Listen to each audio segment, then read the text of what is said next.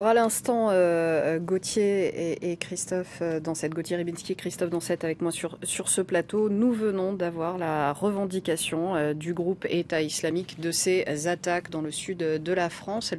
Elle est donc tombée, cette revendication, après la fin de la prise d'otages. Le groupe État islamique, Gauthier Ribinski, le groupe État islamique, lorsque quelqu'un se revendique de lui pour commettre des attaques, il mène une série de vérifications, ou est-ce que finalement il faut juste le temps que l'organe de propagande se mette en route? Il est difficile de répondre à votre question aujourd'hui. Vous l'auriez posée, et vous l'avez certainement posée il y a de nombreux mois. Oui, la réponse aurait été oui. Il est extrêmement rare que l'organisation État islamique ait revendiqué des attaques sur lesquelles elle n'avait pas eu de prise directe. Entre-temps, qu'est-ce qui s'est passé? C'est la défaite ou la quasi-défaite de Daesh sur le terrain syrien, sur les terrains syriens et irakiens.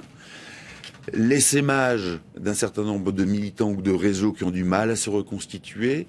La translation, on va dire, vers l'Est d'un certain nombre de responsables de Daesh, notamment vers l'Afghanistan, pour contester aux talibans une suprématie locale et aussi pour essayer de se refinancer via le narcotrafic.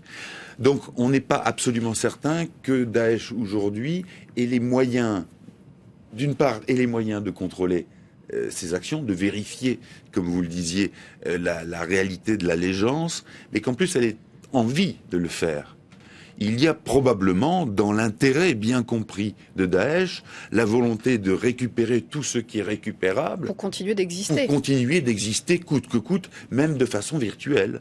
Et à partir de ce moment-là, un individu qui, là encore, rappelons-le, la glorification, l'étiquette de Daesh, a fortiori quand il s'agit d'une organisation dite martyre, parce que pour un certain nombre de personnes, Daesh vit un martyr. Eh bien, endosser ce martyr-là est une glorification, une gratification.